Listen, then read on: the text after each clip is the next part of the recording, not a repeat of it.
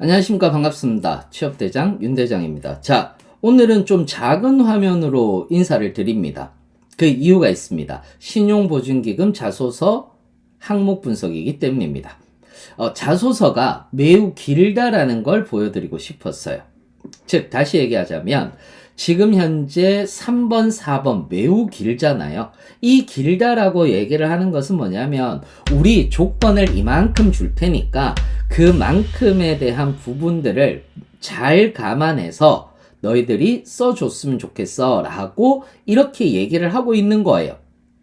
어떤 의미인지 이해되십니까? 이렇게 여러분들이 보시면 될 것 같습니다. 실제로 신용보증기금은 서류 전형에서 약식 논술과 자소서가 중요합니다. 서류 전형은 2단계입니다. 그래서 잠깐 보시면은 이렇게 되어 있기도 합니다. 즉, 우리가 흔히들 얘기를 했을 때 1단계는 적부심사예요. 어느 하나에 해당하는 경우 불합격 처리를 한다라고 이렇게 얘기를 했는데, 다른 거는 모르겠지만은 요 부분 글자 수의 30% 미만을 작성하면 안 되고요. 그 다음에 특정 문장 단어 문자만을 반복적으로 기재해서도 안 됩니다. 다시 얘기하자면 지금 현재 자소서 항목이 800자잖아요. 그러니까 800자니까 어떻습니까? 240자 이상은 무조건 써야 된다라는 이런 얘기를 하고 있는 겁니다. 그리고 5번이 중요합니다. 이거 5번 때문에 제가 좀 고민을 했습니다. 실제로도. 어떤 얘기를 하고 있느냐 하면은 지금 현재 항목별로 최소 글자 수 이하로 작성할 경우 불합격 처리되며 자기소개서 및 약식 논술 문항 작성 내용을 타인과 공유할 경우 표절로 인식될 수 있다. 즉 다시 말하자면 여러분들만의 목소리를 내라라고 이렇게 이야기를 하고 있는 거예요. 그러다 보니 제가 보통 영상에서는 자기소개서의 예시를 좀 보여드립니다. 그런데 이번 자기소개서에는 예시를 최소화시켰다라는 것을 좀 양해해 주시기 바랍니다. 자, 그렇다면 여러분들하고는 1번부터 한번 밑으로 내려가서 보도록 하시죠. 1번 항목 같은 경우는요, 매우 짧은 문장입니다. 그렇기 때문에 본인의 핵심을 잘 전달해야 되는 항목이기도 하죠. 여기서 중요한 것은 여러분들의 역량, 특성, 가치관, 장단점 중 하나를 포함시켜도 되는 거고요. 예를 들어서 저의 장점은 이런 사람입니다. 이런 사람이기 때문에 어떤 역할을 잘할 수 있는 사람입니다. 라고 이렇게 얘기를 해도 된다라는 거죠. 그래서 하나를 포함시키면서도 긍정적인 이미지를 전달하는 거죠. 신용보증기금과 같은 좀 공공기관에서는 공공서비스에 대한 동기, 사회에 기여하고자 하는 의지 이런 것들이 나와도 좋습니다. 여기에서 절대 주의할 것은 문학적인 표현을 하지 말라라는 것입니다. 유니크한 것이 참신하다는 것이 비유나 화려한 문체가 아니다라는 것도 여러분들한테 좀 알려드리고 싶습니다. 자, 역량 같은 경우에서는 이렇게 여러분들이 쓰셔도 됩니다. 지원하는 직무와 관련된 주요 역량을 선정하셔도 되는 부분이죠. 그래서 예를 들어서 분석 능력이라든지 문제 해결 능력이라든지 커뮤니케이션 능력 요런 능력 등이 될 수도 있습니다.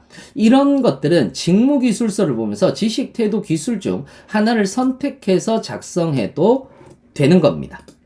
또는 특성 같은 경우도 여기에 들어가는데 여러분들의 특성을 작성할 때는 보편적인 단어를 작성을 해주시는 것이 좋습니다.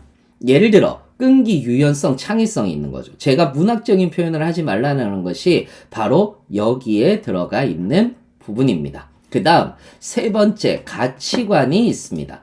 가치관 같은 경우는 명언이나 명구에서 따오는 것은 매우 지양해야 합니다. 정직, 팀워크 이런 보편적인 단어로 내 가치관을 이야기를 해주시는 것이 좋습니다. 그러다 보니까 요렇게 쓰셔도 됩니다. 제가 사례를 들어 드릴게요. 이런 가치관을 가지고 이런 역량을 가지고 어떤 업무를 잘할 수 있는 사람입니다. 이렇게 얘기를 해도 돼요.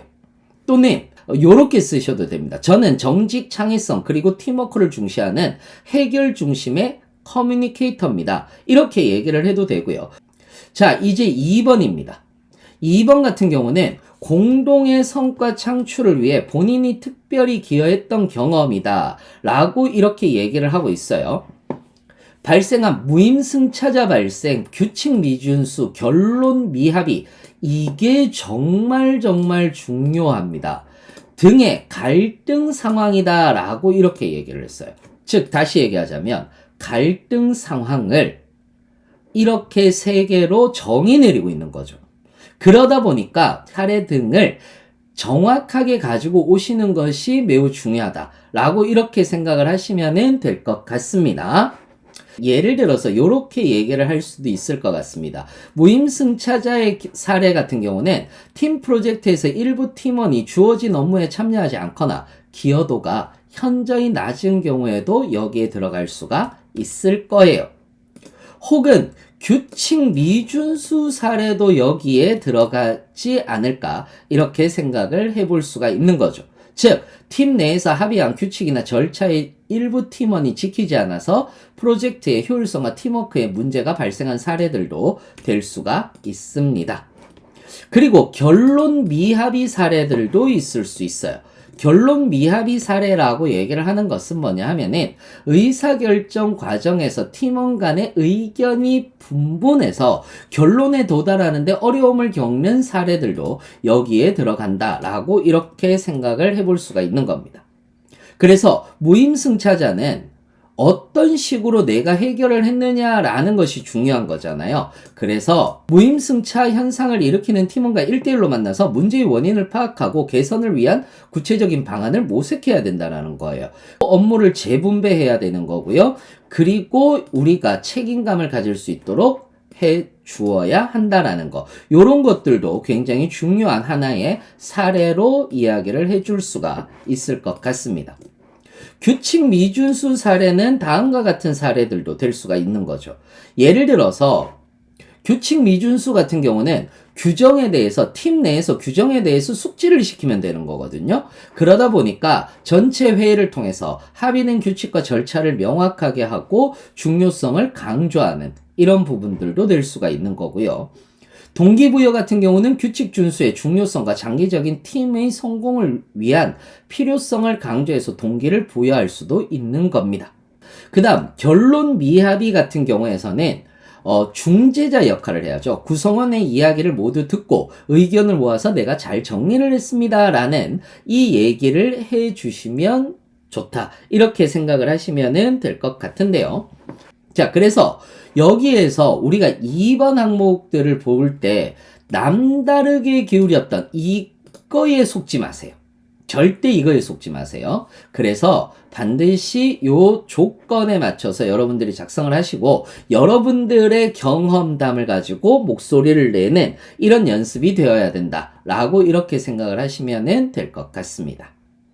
자, 3번 한번 볼게요. 와, 3번은 이제 길어지기 시작했습니다. 자, 한번 볼게요. 신용보증기금은 기업의 도전과 성장이 되는 힘이 되는 동반자라는 이 세 가지 고객 혁신 성장 기반 구축, 초연결 혁신 금융 서비스 선도, 지속 가능 협력 생태계 조성이라는 3대 전략 목표를 설정하고 있다. 라고 얘기를 했어요. 그렇다면 이 부분에 대해서 내가 이 부분에 대한 것들을 알고 있고 이 전략 목표 중에서 입사 후 크게 기여할 수 있는 것을 한 가지 선택한다. 즉, 이 세 개 중에서 하나를 선택하는데 그 이유를 직무 역량을 토대로 기술해달라 라고 이렇게 이야기를 하고 있잖아요. 그러다 보니까 이 세 개 중에서 하나가 중요하다고 생각합니다. 그 이유는 무엇 때문입니다. 그리고 이것을 추진하려면 어떤 역량을 가지고 있어야 되는데 저는 어떤 경험을 통해서 이런 역량을 해왔습니다 라고 이렇게 이야기를 해주는 거예요. 어떤 의미인지 이해되시죠? 자, 그러면 일단은 뭐부터 알아야 되겠습니까? 이거부터 알아야 될 거 아니에요. 고객 지향의 혁신성장 기반 구축. 혁신성장 기반 구축. 이것도 여러분들이 알고 있어야 될 거 아니에요. 그러면 이건 뭐냐? 라고 얘기를 했을 때 혁신성장 기반 구축에서 이 전략 같은 경우는 신용보증기금이 고객의 필요와 기대를 우선적으로 고려해서 제공하고자 하는 의지를 반영하는 거예요. 예를 들어서 디지털 기술을 활용한 맞춤형 금융 서비스라든지 고객의 피드백을 신속하게 반영하는 체계 구축, 그리고 고객과의 지속적인 소통 강화 등을 통해서 고객의 만족도를 높이는 것을 얘기를 하는 거죠. 즉 다시 말하자면 고객 지향의 혁신 성장 기반 구축을 위해서는 이런 역량이 필요합니다 라고 얘기를 하지 말고 지속적인 소통 강화 등을 통해서 고객 만족도를 높이고 궁극적으로는 성장 기반을 마련해야 되기 때문에 이런 역량이 필요합니다 라고 이렇게 얘기를 해주시는 것이 훨씬 좋다라는 겁니다. 그렇다면 초연결 혁신금융이라고 얘기를 하는 것은 무엇이냐 라고 얘기를 했을 때는 이 부분입니다. 신용보증기금이 금융산업 내에서 혁신 선두주자로 자리매김하고자 하는 포부를 나타내고 있는 거예요.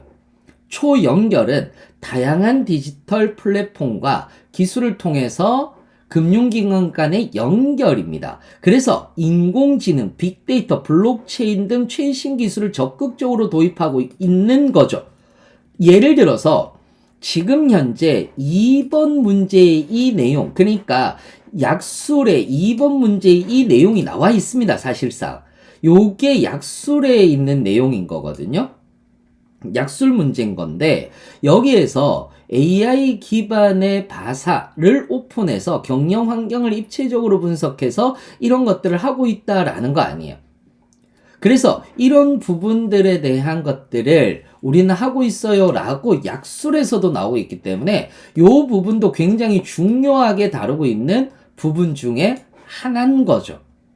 무슨 말인지 이해되세요? 자, 그 다음에는 세 번째는 뭐가 될 것 같습니까? 지속 가능 협력 생태계를 조성한다 라는 것이 될 수 있습니다.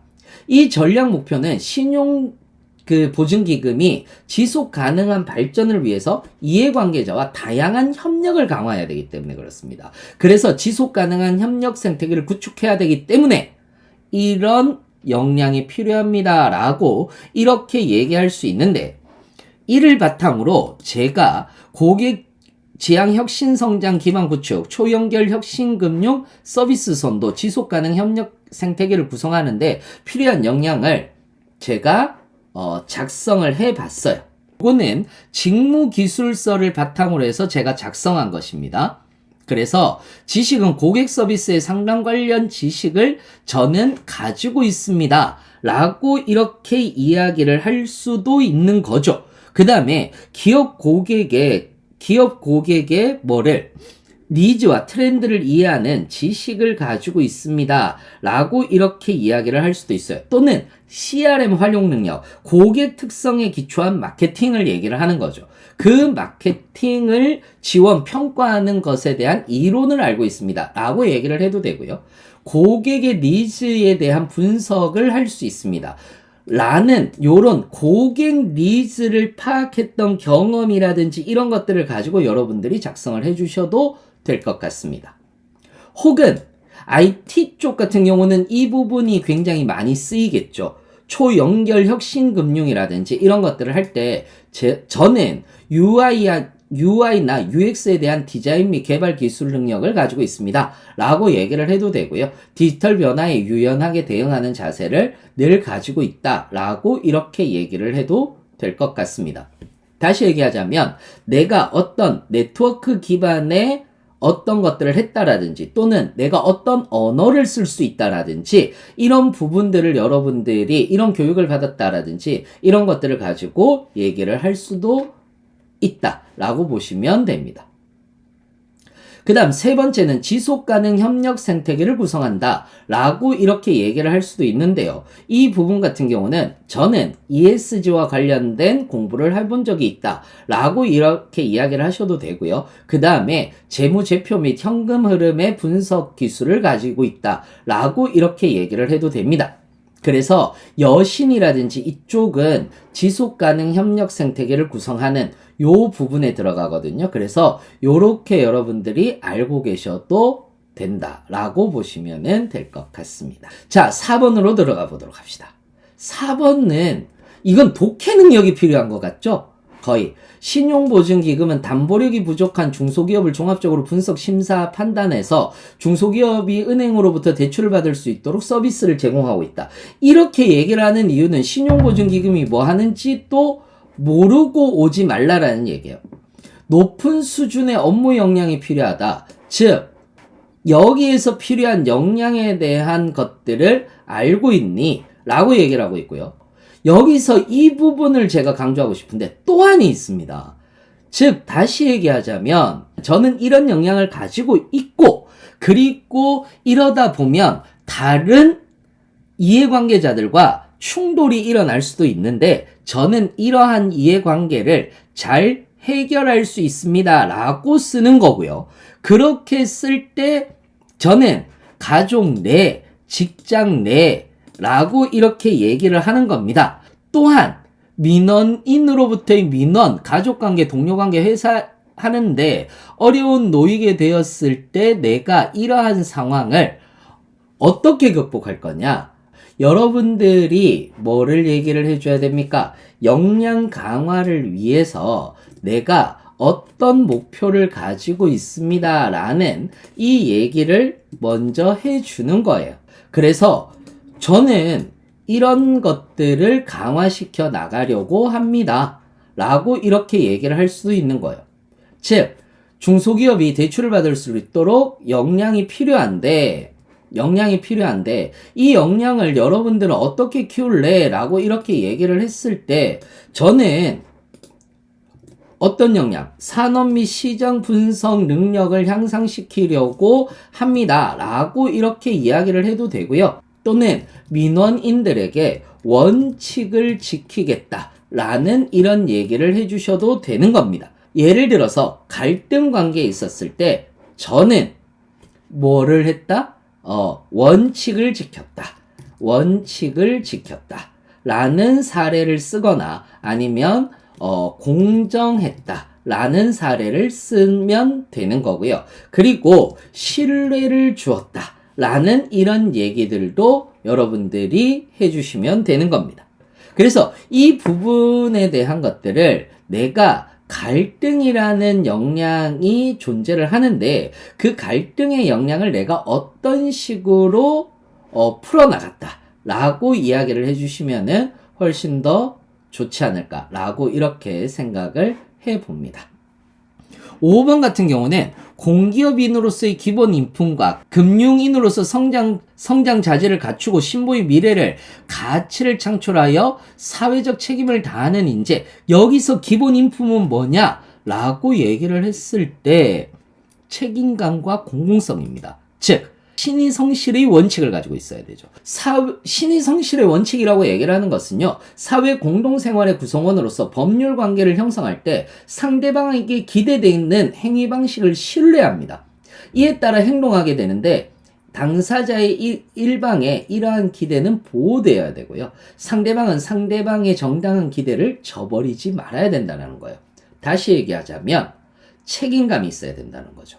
나는 여기에서 중소기업인인데 여기에서 신보에게 난 도움을 받을 줄 알았는데 도움을 못 받았다 이거야. 그러니까 공정하게 여신을 할 수 있는 거 또는 여신과 추심에 있어서도 어떠한 사심도 담고 있지 않아야 한다. 그리고 투명하게 이루어져야 한다. 즉 여기에서의 책임감은 무엇을 얘기를 하느냐 하면은 투명성 그리고 신뢰를 이야기를 하고 있다라고 이야기를 해도 됩니다. 공공성이다 라고 이렇게 얘기를 했을 때에는 사회적 책임 또는 사회적 도덕의식을 이야기를 합니다. 그래서 저는 평상시에 사회적 도덕의식이라든지 이런 것들을 키워왔다라는 그런 내용으로 여러분들이 작성을 해 주셔도 좋지 않을까 이렇게 생각을 해 봅니다. 여러분들이 좀 도움이 되었으면 합니다. 여러분들의 댓글과 그리고 관심, 좋아요, 구독은 이 영상을 만드는데 매우 큰 힘이 되고 있습니다. 이상으로 마치도록 하겠습니다. 취업대장 윤대장 윤종혁이었습니다. 감사합니다.